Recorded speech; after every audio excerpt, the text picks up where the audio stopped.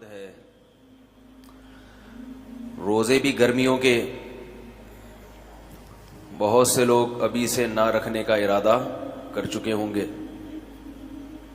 نہیں آپ کی بات نہیں کر رہا, بہت سے لوگوں کی بات, اور بہت سے انشاءاللہ رکھنے کا ارادہ بھی کر چکے ہوں گے جیسے آپ. ٹھیک ہے, ٹھیک.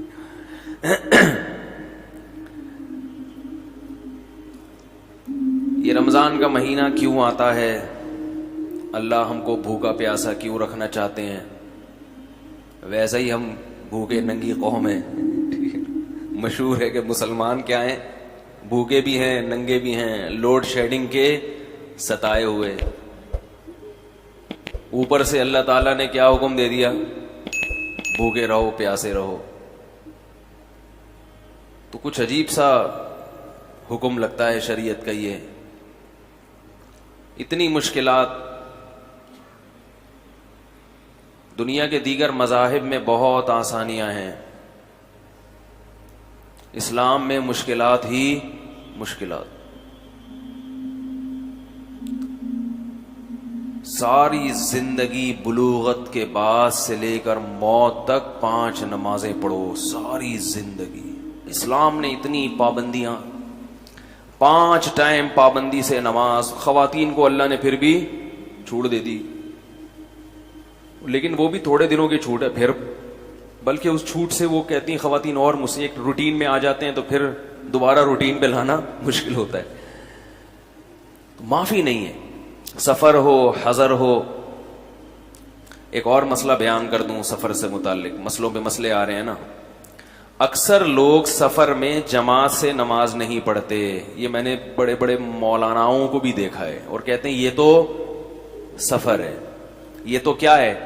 جب اللہ نے 4 کی 2 کر دی تو جماعت سے پڑھنا تو اور مشکل ہے. یہاں سے ادھر مسجد میں جاؤ, ادھر امام 4 پڑھا رہا ہے وہ بھی. تو جب اللہ خود چھوٹ دے رہا ہے تو یہ کیوں اتنی سختی؟ یہ بڑے بڑے علماء سے میں نے یہ لفظ سننے میں آ رہا ہے کہ اکثر تو الحمدللہ اہتمام کرتے ہیں جماعت کا, لیکن بہت سارے لوگوں کو میں نے دیکھا جس میں اصحاب علم بھی ہیں, وہ یہ کہتے ہیں کہ سفر میں جماعت, بولو بھائی. اور اگر ٹرین میں جا رہے ہوں, ایئرپورٹ پہ ہوں, وہاں بھی جماعت کا کچھ اہتمام کر لیا جاتا ہے, چلو بھائی. لیکن جب کسی علاقے میں اسٹے کرتے ہیں تو قریب کی مسجد میں جماعت سے نماز نہیں پڑھتے. اور دلیل کیا دی جاتی ہے؟ سفر میں. حالانکہ جب آپ کہیں جا کے اسٹے کرتے ہیں, 10 دن کا اسٹے ہے, پھر تو آپ بڑے سکون سے آپ محلے کی مسجد میں نماز پڑھ سکتے ہو نا. نہیں پڑھ رہے ہوتے کہ جب اللہ نے 4 کی 2 کر دی تو محلے کے امام کے پیچھے پوری 4 جا کے پڑھنا, اس تکلف کی کیا ضرورت ہے؟ تو یاد رکھو یہ دلائل ایسے ہیں جیسے غامدی صاحب کے دلائل ہوتے ہیں. یہ دلائل کیسے ہیں؟ جیسے کچھ ادھر سے کچھ ادھر سے کچھ ادھر سے ملغوبہ بنا کے ایک تحقیق مارکیٹ میں لا کے رکھ دی. غامدی صاحب نے جو امتحان, جن طلبہ کے پیپر ہوتے ہیں نا, ان کے لیے جو استدلال کیا ہے نا کہ کل اگر پرچہ ہے تو آج پیپر چھوڑ سکتے ہیں, وہ بالکل اسی سٹائل کا استدلال ہے.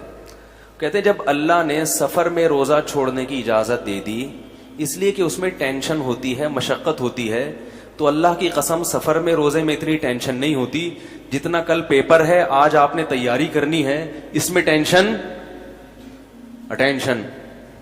خوب غور سے سنے کیا کہہ رہا ہوں. وہ کہتے ہیں اس میں ٹینشن, ارے یار بولو نا, اس میں ٹینشن زیادہ ہوتی ہے. تو جب اللہ نے سفر میں اجازت دے دی تو کل ایک بچے کا پیپر ہے, پورے سال کی تیاری ہے, 5 لاکھ روپے اس کے اس سیمسٹر پہ خرچ ہو چکے ہیں. رمضان میں بھوکا پیاسا رہ کے اس کو بہت سے تو گٹکے پان کے سگریٹ کے عادی ہوتے ہیں. وہ یہ غامدی صاحب نہیں کر رہی, میں خود اپنی رپورٹ پیش کر رہا ہوں. تو وہ بیچارے کیسے ایکچولی روزہ رکھیں گے؟ کوئی بات نہیں, فعدۃ من ایام اخر, سمجھ رہے ہیں؟ جبکہ امت کے تمام فقہا, مفتیان کرام سب کہتے ہیں کہ روزہ چھوڑنے کی اجازت صرف 2 کنڈیشن میں ہے, سفر میں اور بیماری میں. اس کے علاوہ کسی صورت میں روزہ چھوڑنا جائز, بولو بھائی, نہیں. اس کے تفصیلی دلائل کیا ہیں وہ ایک طرف میں کچھ ایک اصول اور ضابطہ بیان کرتا ہوں آپ کو. یاد رکھو یہ جو عبادات کا جو معاملہ ہے نا، عبادات جو چیزیں خالص عبادت ہیں یہ توقیفی ہوتی ہیں. توقیفی گاڑا لفظ ہے، بھی اس کا مطلب بیان کر رہا ہوں. توقیفی، توقیفی کا مطلب جیسے نقل ہے اسی نقل پر اکتفا کیا جائے گا، اس میں اپنی عقل کو دخل بولو بھائی نہیں دیا. کیونکہ جو عقل کو دخل دے گا نا وہ بڑی بےعقلی کی باتیں کرے گا اس میں. جیسے بھی میں آپ کو غامدی صاحب کی مثال دیتا ہوں. انہوں نے جو فلسفہ بیان کیا ہے نا، وہ فلسفے پر خود بھی یہ عمل نہیں کریں گے. تو پہلے میں یہ اصول آپ کو سمجھا دوں کہ عبادات کیا ہوتی ہیں. عبادات کا معاملہ توقیفی ہے، موقوف ہے. کس پر؟ اللہ اس کے رسول پر. جیسے بیان کر دیا ایز اٹ از آپ نے اس کو لینا ہے، اس میں اپنی افلاطونیاں اور بغراتیاں نہیں چلیں گی، ورنہ آپ کا پورے دین کا ایسے ستیہ ناس ہو جائے گا جیسے یہود و نصارہ کا دین تباہ و برباد ہوگی. انہوں نے بھی بڑی فلاسفرت کی، یہ اصل میں ایکچولی یوں تھا تو ایکچولی یوں تھا کر کے سیٹنگ ہی پوری آؤٹ کر دی. سمجھ رہے ہو؟ اللہ نے جہاں رمضان کے روزے بیان کیے وہاں ساتھ ساتھ بیان کر دیا فمن کان منکم مریضا او علی سفر، مریض ہو یا مسافر ہو، ختم.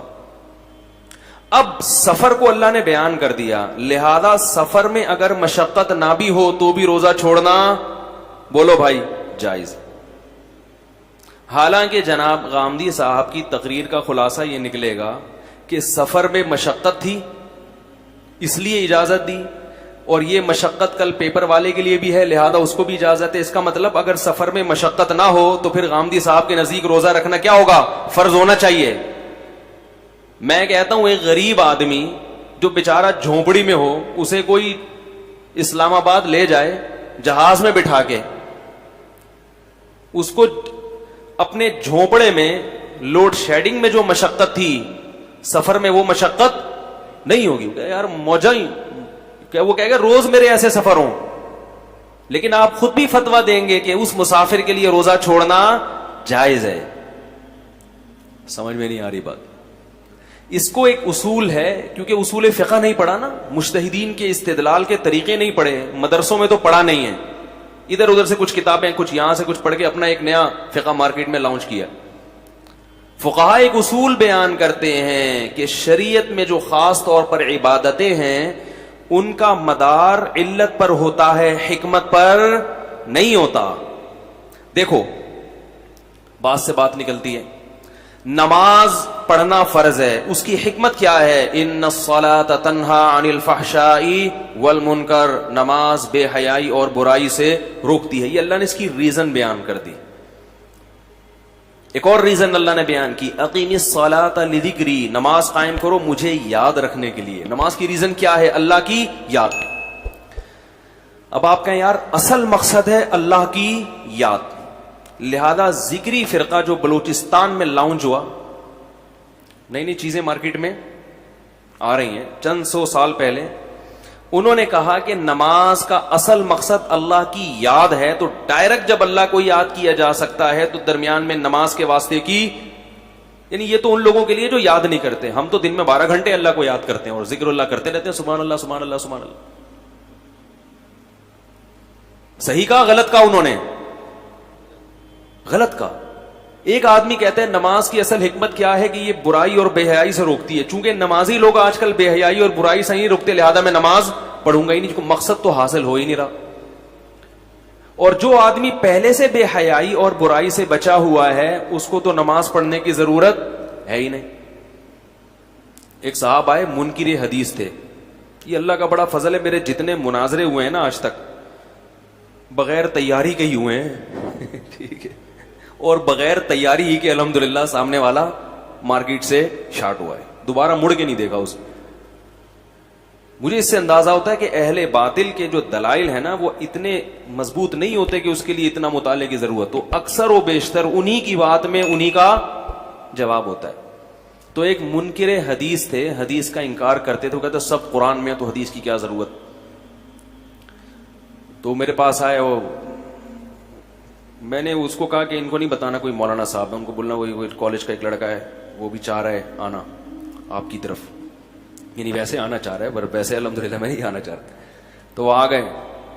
تو کہنے لگے کہ یہ جو ایکچولی جو نماز ہے نا، جو قرآن میں 5 ٹائم کا جو نماز کا جو کانسیپٹ ہے، یہ ایک میٹنگ ہے کہ مسلمان سب 5 ٹائم کیا کریں گے؟ فلاح و بہبود کے لیے ایک میٹنگ کریں گے. انہوں نے کہا قرآن میں تو کہیں بھی نہیں ہے نماز کا طریقہ، تو یہ مولویوں کا بنایا ہوا ہے، جو اجمیوں کی بنائی ہوئی کتابیں جو بخاری مسلم اجمیوں نے لکھی ہیں، ان کو اللہ کے کلام پر کیا کر رہے ہیں؟ بولو بھائی، ترجیح دے رہے ہیں. اجمیوں کی کتابیں ہیں اور اس کو کس پر فوقیت دے رہے ہیں؟ اللہ کے کلام پر. یہ بالکل ایسے ہے جیسے کوئی ائمہ اربعہ پہ لوگ اعتراض کرتے ہیں نا کہ ان کے لکھے ہوئے مسائل اس کو حدیث پر کیا دے رہے ہیں؟ ترجیح. تو یاد رکھو، جیسے منکرین حدیث کو یہ جواب دیا جاتا ہے کہ کتابیں اجمیوں نے لکھی ہیں حدیث کی، مگر لکھے اس میں نبی کے اقوال ہیں، تو اجمیوں کے لکھنے سے وہ قرآن سے ہٹ کر نہیں ہو جائے گا. تو ایسے ہی ائمہ اربعہ نے جو فقہی مسائل بیان کیے، لکھے ائمہ اربعہ نے ہیں، مگر استدلال کہاں سے کیا ہے؟ قرآن اور سنت سے کیا ہے. تو نسبتوں کو نہیں دیکھا جاتا، روح کو دیکھا جاتا ہے. خیر، کہنے یہ اصل میں میوچل انڈرسٹینڈنگ سے کچھ انگلش کے الفاظ بھی، تاکہ یعنی یہ لوگ وہ ڈالتے ہیں کہ ہم کوئی چھانگا مانگا سے، یہ چیچا وطنی سے نہیں آئے ہیں، ہمیں بہت سب پتہ ہے. تو وہ اصل میں ایکچولی 5 ٹائم کیا ہے؟ میٹنگ. اور میں نے کہا حج، کہہ رہے وہ اینول میٹنگ ہے. حج کیا ہے؟ اینول میٹنگ، سالانہ اجتماع ہوگا، اس میں فلاح و بہبود، اور اس میں ایک جیسا لباس پہنائے گے تاکہ ایکولیٹی ہو، فرق ختم ہو، تاکہ مسلمانوں میں بھائی چارگی پیدا ہو. حج گیا میں نے ان سے ایک بات کہی، میں نے کہا اچھا یہ جو اللہ تعالیٰ نے کہا ہے 5 ٹائم میٹنگ کرو ایک آفس کھول کے جو مسجد ہوگی، اور اس میں پھر مسلمانوں کی فلاح و بہبود کا سوچو، ریاست کو مضبوط کرنے کا سوچو، تو اس میں اللہ نے یہ کیوں کہا کہ وضو کرو؟ ہے بھائی میٹنگ کے لیے وضو کرنا؟ انہوں نے کہا اصل میں یہاں وضو کا مطلب ہے اپنے آپ کو ظاہری یعنی باطنی خباثتوں سے پاک کر کے جاؤ. باطنی خباثتوں سے یہ مناظرہ ہو رہے ہیں، اور میں پریشان تھا کہ بغیر تیاری کے یہ میں کیسے کروں گا. اللہ کا شکر ہے میں نے تیاری کر کے ٹائم ضائع نہیں کیا. ٹھیک ہے، اللہ کا بڑا فضل ہو گیا میں نے تیاری نہیں کی، ورنہ میرے کتنی محنت ضائع ہوتی ہے اس میں. انہوں نے کہا یہ اصل میں کیا ہے کہ اپنے آپ، اور وہ طارق روڈ پر بیٹھتے ہیں، ان کا آفس ہے، بہت بڑے فنٹر ہیں. آپ سمجھ رہے ہو کہ ایسے لونڈا لپاڑا اٹھ کے آ گیا ہوگا، مفتی صاحب ایک فرضی قصہ سنا رہے ہیں، ایسا نہیں ہے. منکرین حدیث کا ایک بہت بڑا فنٹر ہے، طارق روڈ پر اس کا آفس ہے. طارق روڈ پہ آفس بھی کسی چھوٹے آدمی کا نہیں ہو سکتا. طارق روڈ پہ آفس کرائے پر آپ لو تو پتہ چل جائے گا آپ کو. بہت بڑی فلم تھی، کیونکہ پرانا واقعہ مجھے نام یاد نہیں ہے، ورنہ میں نام بھی بتا دیتا. تو وہ کلین شیف تھے، حلیہ بتا دیتا ہوں آپ. اچھا، ان کے ساتھ کچھ عربی جبے میں بھی 5-6 لڑکے بھی تھے جو عربی بہترین جانتے تھے. وہ بھرم کے لیے نا، تو وہ عربی بڑی اچھی بول چال تھی. یہ جو مجھ سے بات کر رہے تھے ان کی انگلش اچھی تھی، عربی نہیں تھی. وہ جو اپنے ساتھ 3-4 لڑکے لائے تھے جو ان کا لباس بھی وہ عربوں والا انہوں نے وہ پہنا ہوا، تاکہ تھوڑا سا لک کس کا آئے؟ مکہ مدینہ کا لک آئے اس میں. ہم سادہ کپڑوں میں، وہ جو چائنیز ٹوپی ہوتی ہے، یہ چائنا ٹوپی نہیں ہوتی ہے جو آپ نے پہنی ہوئی، ہمارے حضرت اس کو ٹیشو پیپر کہتے تھے. ٹھیک ہے، اچھا خیر. تو کہہ رہے ایکچولی اصل مقصد یہ ہے کہ ہم اپنے آپ کو اندر سے بغض، حسد، کینہ، کیونکہ جب فلاح و بہبود کے لیے جو میٹنگ ہوگی، اگر آپ کے دل میں بغض، حسد، کینہ، دنیا کی محبت ہوگی تو وہ میٹنگ کامیاب آپ اپنے مفاد میں دیکھو گے، قوم کے مفاد نہیں. تو وضو کا یہ مطلب ہے. ایبولیشن کا مطلب کیا ہے؟ اندر سے پاک.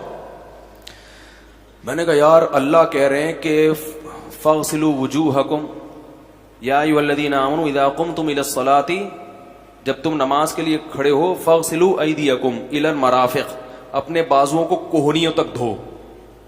میں نے کہا یہ جو اندر سے اپنی طہارت ہے یہ کوہنیوں تک کیوں ہو رہی ہے؟ حسد سے کوہنیوں تک اپنے آپ کو پاک کریں ہم. اور رجلین کے بارے میں اللہ کہہ رہے ہیں الی الکعبین، ٹخنوں تک پاؤں کو دھو. تو اے اللہ جب پاؤں کو حسد اور کینہ سے پاک کرنا ہے تو ٹخنوں کی تکلف کی کیا ضرورت ہے؟ گھٹنوں تک ہونا چاہیے. وہ تو کیا خیال ہے؟ پورا جسم ہونا چاہیے. تو وہ تھوڑے سے نا بوکھلا گئے. میں نے کہا یہ جو اللہ کہہ رہے ہیں کہ چہرہ دو، چلو چہرے کی تو آپ کہہ سکتے ہو کہ چہرے کا یہ مطلب ہے، مطلب تو کچھ بھی نکالا جا سکتا ہے نا کسی کا. پھر آپ کہہ رہے ہو کہ جو کوہنیاں دو، تو کوہنیوں کا کیا مطلب ہے؟ کوہنیوں کا مطلب کیا؟ دل کو تو اگر اللہ کہتے نا دل دھو کے آؤ، ہم کہتے بھائی دل کو پاک صاف کرو. کیسے بیچارے سینس لیس لوگ ہیں. پھر وہ انہوں نے فوراً ٹاپک چینج کر دیا اور کہنے لگے بخاری پر یہ اعتراض، مسلم پر یہ اعتراض. میں نے ان سے ایک بات کہی، میں نے کہا بخاری مسلم پر جو اعتراض ہے اس پر تو ہم بعد میں بات کرتے ہیں. قرآن خود کہہ رہا ہے کہ نبی اللہ کی آیات کی تشریح نبی کریں گے، یعلمہم الکتاب. قرآن خود کہہ رہا ہے. اگر یہ بخاری مسلم غلط ہے تو پھر آپ صحیح کتاب حدیث کی بتا دو، میں اس کو فالو کرنا شروع کر دوں گا. کیونکہ قرآن کہہ رہا ہے قرآن کی تشریح کون کرے گا؟ نبی. یہ تو خود قرآن کہہ رہا ہے، تو وہ نبی کی تشریح کہاں گئی؟ نہیں آ رہی میرا خیال ہے بات. اگر یہ بھی غلط ہے تو اس کے علاوہ تو ہمارے پاس کوئی تشریح ہے ہی نہیں. پھر اس کا مطلب معاذ اللہ قرآن نے غلط کہا. نبی اور یا قرآن نے یا اللہ نے نبی کی تشریح کی حفاظت ہی نہیں کی، تو پھر ہمارے پاس قرآن کی کوئی تشریح موجود ہے ہی نہیں. پھر تو یہ قرآن پر الزام لازم آتا ہے. اس کا مطلب یہ ہوا کہ آپ حدیث کا انکار کر کے ضمن میں اصل میں کس کا انکار کر رہے ہو؟ قرآن کا منکر بنا رہے ہو. تو خیر کہاں سے کہاں بات چلی جاتی ہے. کیا بات کر رہا تھا بھائی؟ رمضان کے روزوں، ہاں میں وہ بات کر رہا تھا کہ حکم کا مدار علت پر ہوتا ہے، حکمتوں پر بولو بھائی نہیں ہوتا. نماز کی حکمت بے حیائی سے روکتی ہے، مگر نماز فرض اس لیے نہیں ہے. فرض اس لیے کہ اقیموا الصلاۃ، قرآن کیا کہہ رہا ہے؟ نماز پڑھو، اس لیے فرض ہے. حکمت کیا ہے؟ ایک الگ ٹاپک ہے. روزے کی حکمت کیا ہے؟ لعلکم تتقون، تاکہ تمہارے اندر تقوی پیدا ہو. یہ حکمت ہے. مدار حکمت پر نہیں ہے. تقوی نہ بھی پیدا ہو رمضان میں روزہ رکھنا پڑے گا. اگر ایک آدمی کہتا ہے رمضان کے روزے کا مجھے فائدہ نہیں ہے لہذا اگلے سال میں نہیں رکھوں گا، اور گنہگار ہوگا. کیوں؟ علت یہ ہے کتب علیکم الصیام، تم پر روزے فرض کیے گئے. اس میں حکمتیں ہیں کہ بھئی تقوی پیدا ہوتا ہے، للہیت پیدا ہوتی ہے، نفس پہ کنٹرول کرنے کی صلاحیت پیدا ہوتی ہے. یہ حکمت ہے. مدار حکمت پر نہیں ہے، مدار اس آیت پر ہے جس میں روزے کو فرض قرار دیا گیا. اب سمجھو کہ یہ جو اللہ نے کہا کہ سفر میں روزہ چھوڑ سکتے ہو، اس کی حکمت ہے کہ سفر میں مشکل ہوتی ہے. یہ حکمت ہے، علت نہیں ہے. علت وہ آیت ہے جس میں سفر میں روزہ چھوڑنے کی اجازت دے دی گئی. لہذا سفر میں مشقت ہوگی تو بھی روزہ چھوڑنا جائز، مشقت نہیں ہوگی تو بھی روزہ چھوڑنا جائز ہوگا. اور سفر کے علاوہ اگر مشقت نہیں ہو تو بھی روزہ رکھنا فرض ہے، مشقت ہو تو بھی روزہ رکھنا فرض ہے. ڈی ایس پی صاحب کو فون کریں بھائی، بہت دن ہو گئے دھمکیاں نہیں دی ہیں نا، معاملہ خراب ہو گیا. پنجاب میں ہوتا نا تو سمجھ جاتے تو تڑپ جاتے. سمجھ رہے ہو؟ تو اب آئی سمجھ میں بات. اللہ نے مرض میں اجازت دی، اور یہی وجہ ہے کہ مرض اگر بڑھنے کا اندیشہ ہو تو روزہ چھوڑنا جائز ہے، چاہے مرض چھوٹا ہو یا زیادہ ہو. لہذا اللہ نے کہیں بھی نہیں قرآن میں کہا کہ کل اگر پیپر ہے تو روزہ چھوڑ دو. کیونکہ اگر اس پر مدار رکھا جاتا نا حقیقی مشقت پر، کہ واقعی اگر مشقت ہے تو روزہ چھوڑ دو، تو مسئلہ پھر بڑا گمبھیر ہو جاتا. کیوں؟ اس لیے کہ میں یہ کہتا کہ گرمیوں میں مجھے کیا ہوتی ہے؟ تکلیف ہوتی ہے. ایک آدمی کے لیے کل پیپر کی وجہ سے روزہ چھوڑا جا سکتا ہے، تو میرا پیپر نہیں بھی ہے، مجھے جون کا روزہ ویسے ہی سمجھ میں نہیں آتا میرے. تو یہ تو ایک عجیب بھیڑ چال بن جاتی. وہ رکھ رہا ہے، وہ نہیں رکھ رہا، وہ کہہ رہا ہے مجھے تکلیف ہے، وہ کہہ رہا ہے تکلیف نہیں ہے، وہ کہہ رہا ہے تکلیف نہیں ہے، تو پھر روزہ کا ثواب کیا ہے؟ تو روزہ کو تو نام ہی مشقت کا ہے. کیا خیال ہے؟ تو اس لیے یہ جو نئے نئے حضرات آ رہے ہیں نا، پروفیسر حضرات، ان سے دین مت سیکھو میرے بھائی. دین علماء سے سیکھو جو صدیوں سے مدارس میں پڑھتے پڑھاتے آ رہے ہیں. اگر ان میں غلط ہیں تو صحیح بھی انہی میں پیدا ہوں گے. اسی وجہ سے تمام فقہا کا اجماع ہے کہ کیسی ہی شدید مشقت ہو، اگر سفر نہیں ہے اور مرض نہیں ہے تو آپ کو روزہ رکھنا پڑے گا. یہاں تک کہ کوئلے کی کان میں کام کرنے والا مزدور جو 1 منٹ پیاس پانی کے بغیر گزارا نہیں کر سکتا، اس کو بھی روزہ رکھنا پڑے گا. نہیں آ رہی بات؟ گرمیوں میں گڑا کھودنے والا مزدور، اس کو بھی روزہ رکھنا پڑے گا، کیونکہ مشقت ہوگی. مشقت کی وجہ سے اللہ نے روزہ چھوڑنے کی اجازت نہیں دی. روزہ تو نام ہی مشقت کا ہے. سمجھ میں نہیں آ رہی بات؟ مشقت کی وجہ سے اجازت دی. مشقت تو اسی میں ہوتی ہے نا. ہر آدمی کو ایئر کنڈیشن لائف تھوڑی ملتی ہے. 1400 سال سے مسلمان ایئر کنڈیشن میں نہیں بیٹھتے آئے تھے. یہی تھا مزدوری کرنا, یہ کرنا, وہ کرنا, گڑھے کھودنا. یہ انہی لوگوں کو تو قرآن خطاب کر رہا ہے. یہ تو ہمیں ایک سہولت مل گئی, ایئر کنڈیشن روم اور اے سی آفس ہے اور کمپیوٹر پہ بیٹھے ہوئے ہیں. اصل جو خطاب ہو رہا ہے صحابہ کرام کو, وہ تو یہی تھے, مزدور تھے, کھیتی باڑی کیا کرتے تھے. کسی صورت میں جائز نہیں ہے مزدور کے لیے روزہ چھوڑنا. سوال پیدا ہوتا ہے کہ کوئلے کی کان میں کام کرنے والا رکھے گا کیسے؟ وہ تو ایک سیکنڈ بھی پانی کے بغیر گزارا, بولو نا بھائی, نہیں, وہ تو مر جائے گا. تو ہم کہتے ہیں جب مرنے لگے تو توڑ دے, کیونکہ اللہ نے سب سے پہلے کس کو ترجیح دی ہے؟ اس پہ قرآن و سنت ہے کہ سب سے پہلے کیا ہے؟ زندگی. مرض میں بھی اجازت اور موت سے بچنے کے لیے بھی اجازت. لہذا بیمار ہونے کا خطرہ ہو شدید, تو جب وہ خطرہ پیدا ہوگا اس وقت توڑے گا. توڑنا اس کے لیے جائز ہوگا, چھوڑنا جائز. چھوڑنے کے دلائل الگ ہیں, توڑنے کے دلائل, بولو نا یار, الگ ہیں. اس لیے علماء کہتے ہیں 30 دن کسی نے ریگستان میں روزہ رکھا یا کوئلے کی کان میں, 30 کے 30 دن روزہ رکھ کے توڑے گا, انشاءاللہ گناہگار نہیں ہوگا. کفارہ بعد میں قضا کر لے, چھوڑے گا تو گناہگار ہوگا. کیونکہ قرآن کی آیت ہے فمن شہید منکم الشہر فلیصم, جو بھی رمضان کا مہینہ پائے روزہ رکھے, سوائے 2 کے, مریض اور مسافر. کوئلے کی کان میں کام کرنے والا اس من کے مفہوم میں داخل ہے, جو بھی کے مفہوم میں داخل ہے, لہذا وہ بھی روزہ رکھے گا, پھر عذر کی وجہ سے توڑے گا. اب اگر کوئی کہ یار جب رکھ کے توڑنا ہی ہے تو ایسے رکھنے کی کیا ضرورت, تو یہ آپ کی اپنی رپورٹ ہے, آپ کی اپنی منطق ہے جو اللہ کے قانون میں نہیں چلے گی. اس کی مثال ایسے ہے کہ آپ کو غسل کے لیے پانی نہیں مل رہا, غسل کے لیے آپ کو پورا جسم ناپاک, آپ کا احتلام ہوا, جسم میں ناپاکی لگی, پانی نہیں مل رہا. اللہ کہتے ہیں مٹی پہ یوں ہاتھ مارو, یوں مارو, نماز پڑھو.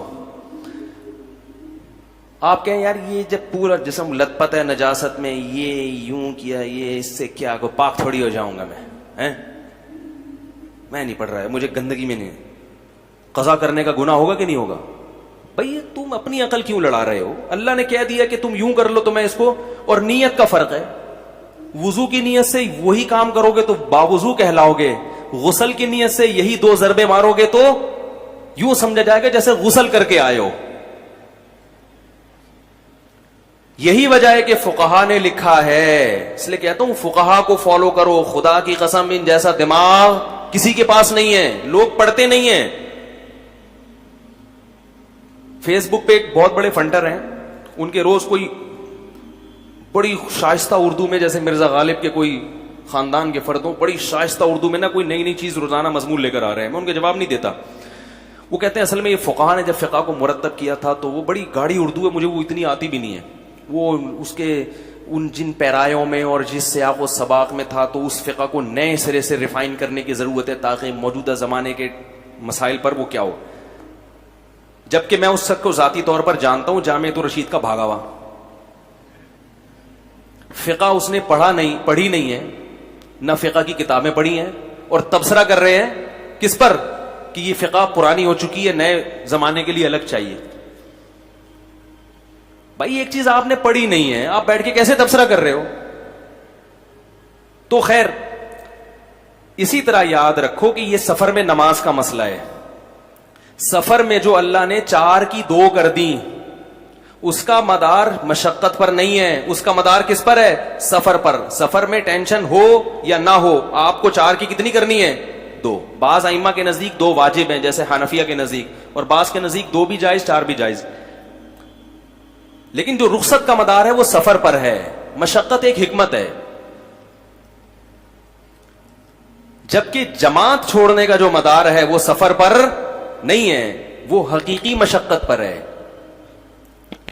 اگر واقعتاً کوئی ٹینشن ہے, کوئی مشقت ہے, تو سفر ہو یا حضر کبھی کبھار جماعت چھوڑی جا سکتی ہے. جیسے کبھی بیمار ہے یا تھکا ہوا ہے بہت زیادہ, کبھی کبھار, یا بھوک لگ رہی ہے اور کھانا سامنے آ گیا, اب اس کو پتا ہے میں نماز پڑھنے جاؤں گا تو دل کہاں اٹکا رہے گا ادھر, تو یہ ایک حرج ہے, اس میں جماعت چھوڑ سکتے ہیں آپ, عادت نہ بنائی جائے. تو یہ کنڈیشن سفر میں ہوگی تو بھی چھوڑ سکتے ہیں, حضر میں ہوگی. سفر میں اگر آپ کو تھکاوٹ ہے, آپ کو ڈر ہے ٹرین نکل جائے گی, چھوڑ سکتے ہیں مسجد کی جماعت, اپنی تو کرانی پڑے گی. یا یہ کہ میں تھک چکا ہوں, نیند میری پوری نہیں ہوئی ہے سفر کی وجہ سے, تو نیند حضر کی ہو یا سفر کی ہو, ایک عذر ہے, بیمار ہونے کا خطرہ ہوتا ہے, اسٹے کریں گے جا کے. کہیں قیام کیا بھائی 10 دن مری کے کسی ہوٹل میں ٹھہر گئے آپ جا کے, اب آپ کو مشقت نہیں ہے, اب آپ پر لازم ہے کہ قریب کی مسجد میں اچھے بچوں کی طرح, جیسے باقی لوگ نماز پڑھتے ہیں, آپ بھی وہاں جا کے اچھے بچوں کی طرح فجر کی بھی, ظہر کی بھی, عصر کی بھی, مغرب کی بھی, عشاء کی نماز پڑھیں وہاں جا کے. یہ نہ کہیں یہ افلاطونیاں نہیں چلیں گی کہ اللہ نے 4 کی 2 کر دی تو میں اپنی یہ آپ کا اخپل اسلام ہوگا. نہیں آ رہی بات میرا خیال ہے. اسی طرح سنت مؤکدہ بھی لوگ سفر میں شارٹ کر دیتے ہیں, اور دلیل یہی دیتے ہیں کہ جب اللہ نے فرض میں 4 کی 2 کر دی تو سنت مؤکدہ کی کیا حیثیت ہے بھائی, وہ تو فرض سے بھی کم درجے کی چیز, لہذا وہ بھی شارٹ. تو یاد رکھو سنت مؤکدہ کا مدار بھی مشقت حقیقیہ پر ہے, مشقت حکمیہ پر. تھوڑی ٹرم اس لیے استعمال کروں تاکہ علماء بھی سمجھ سکیں. اگر واقعی ٹینشن ہے, کوئی پریشانی ہے, تو حالت مقام میں بھی سنتیں چھوڑی جا سکتی ہیں کبھی کبھار, سنت مؤکد. سفر میں بھی اگر تھکاوٹ ہے, یا آپ کو بس کے نکلنے کا ڈر ہے, یا ٹائم بہت, جب بس میں جاؤ نا تو ودرے کا زرزر کوا وہ ڈرائیور چیختا رہتا ہے. تو ہم جب کبھی بس سے سفر کرتے ہیں تو میں سنت مؤکدہ نہیں پڑھتا بھائی, ظہر کے 2 پڑھو, اور کیونکہ واش روم, کھانا, نماز تینوں چیزیں ہیں, اور ڈرائیور وہ زرزر کوا وہ فوراً پیچھے سے ندائیں لگانا, کیونکہ اس میں اگر سنتیں پڑھیں گے بھی تو وہ دل نہیں لگتا اس میں. تو یہ واقعی مشقت ہے. ایسی کنڈیشن تو اگر یہاں بھی ہوگی تو سنتیں چھوڑ دو, کوئی فرض تھوڑی ہے وہ. نہیں یاری میرا خیال ہے. یا ٹرین میں ہے, آپ کو پتا ہے کہ قبلہ ہی نہ چینج ہو جائے کہیں, سنتوں کی ٹرین گھوم نہ جائے, اتنی مشکل سے آپ نے قبلے کی ڈائریکشن کھڑکی میں جھانک کے سیٹ کی, اب آپ سنتوں میں لگ گئے تو کہیں مڑ گئی تو پھر دوبارہ کون جھانکا تاکی کرے گا, 2 فرض پڑھ لو, سنتیں چھوڑ دو.